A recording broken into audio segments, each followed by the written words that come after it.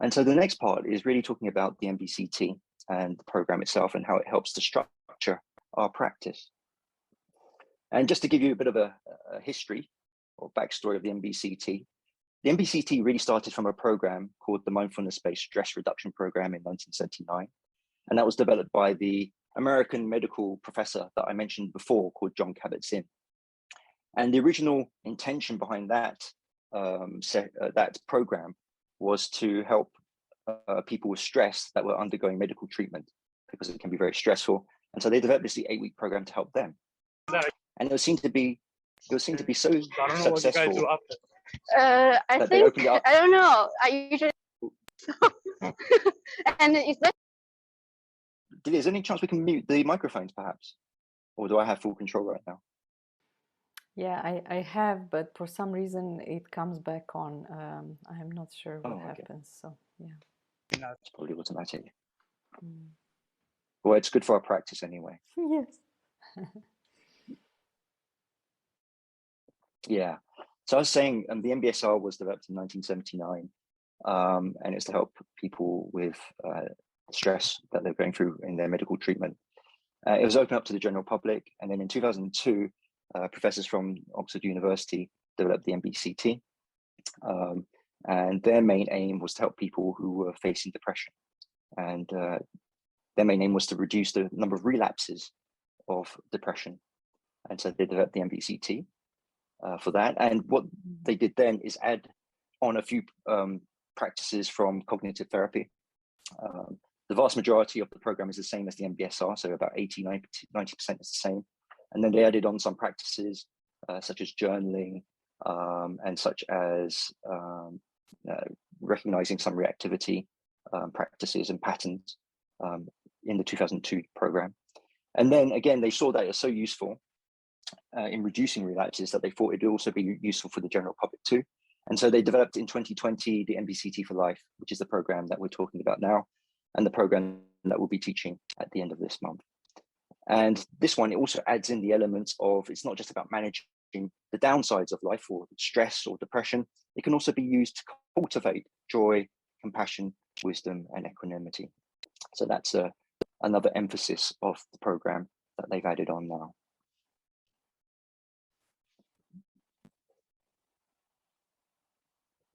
One of the big pluses of doing the research or the eight-week program started in 1979 is that people began to research mindfulness much more because of those programs.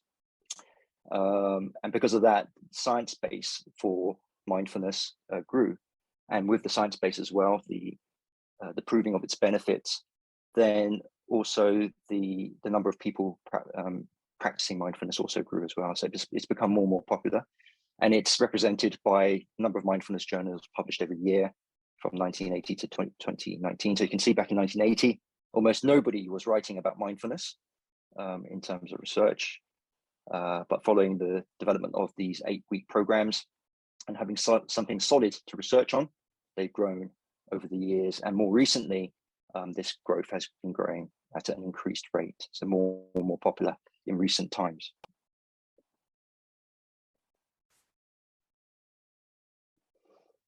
And some of the benefits from mindfulness in the research shows that it can really help to reduce depression and relapse of depression. It can reduce stress, anxiety. It can actually reduce blood pressure as well.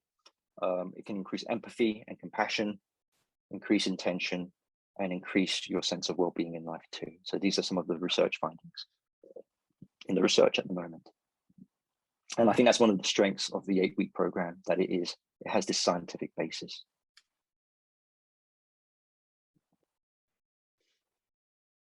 The other great thing about the program is that it's very practical, and it's aimed at tackling some of the cognitive challenges that you may be facing on a day-to-day basis in your life.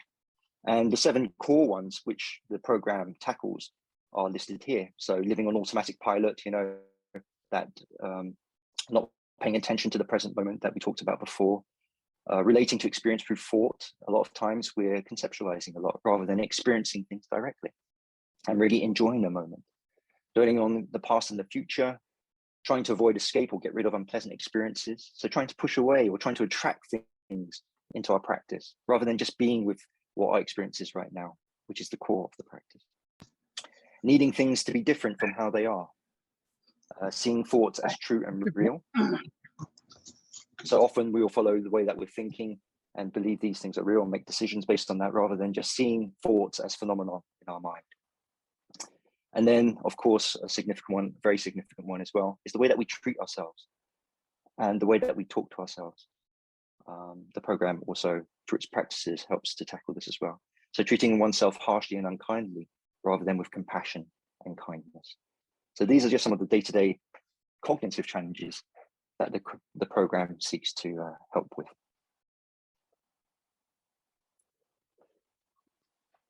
And so the program is made up of these 8 components and a day of practice.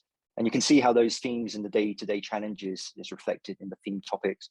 We start up with waking up from automatic pilot, which is all about recognizing that we have this automatic pilot way of thinking, and that there's ways that we can begin to escape or have a different response to our experience in the present moment. And then the second part is about another way of being keeping the body in mind. Here we look more closely at the body scan, how we relate to our sensations and our experiences. Gathering the scattered mind, so just recognizing that, you know, often we're not thinking about one thing at one time, and that we had many things going on in our minds and in our lives. And the practices here help you to gather your mind to develop greater focus and attention. And then recognizing reactivity. Many times we're reacting to things rather than responding. We don't pause, and we're reacting from our emotions. So that session helps with that. Allowing and letting be, just allowing the experience the way it is.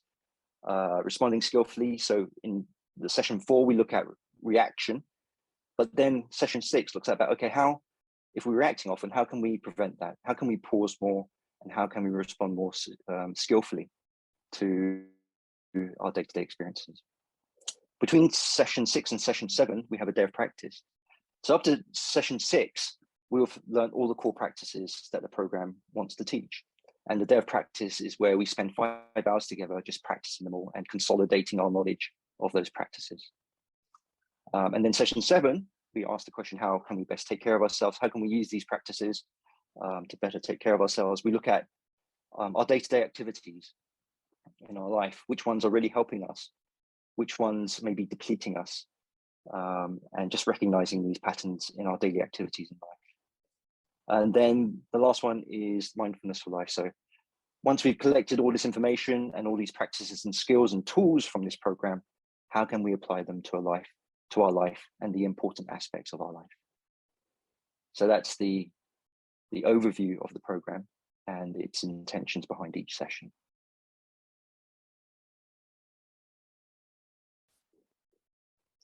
And what a typical session looks like is this. It runs from 10 to 12 o'clock on Saturday at the end of this month, starting on May the 28th. Everything will be done mindfully. We begin with a moment to arrive, just like we did today, you know, just centering ourselves and bringing ourselves to this moment so that we can really get the most out of the session. We then look at 2 practices, normally in the 2 hours, a main practice and a secondary practice. And a key component of the sessions is the sharing. We learn from the group, from the sharing of our experience. And the sharing really helps to just get a sense of what everybody else is experiencing as well, to see the different perspectives, but also helps to deepen our own practice as well. And another core component of the 8-week program is the home practice. So every week, a home practice will be set where you'll get the chance to continue the practice at home. And the suggestion is to do at least 20 to 40 minutes every day at home. It could be a body scan or some mindfulness practice or some journaling. And this really helps you to consolidate and deepen your practice as well. Yeah, so that is a typical day or typical session in the 8-week program.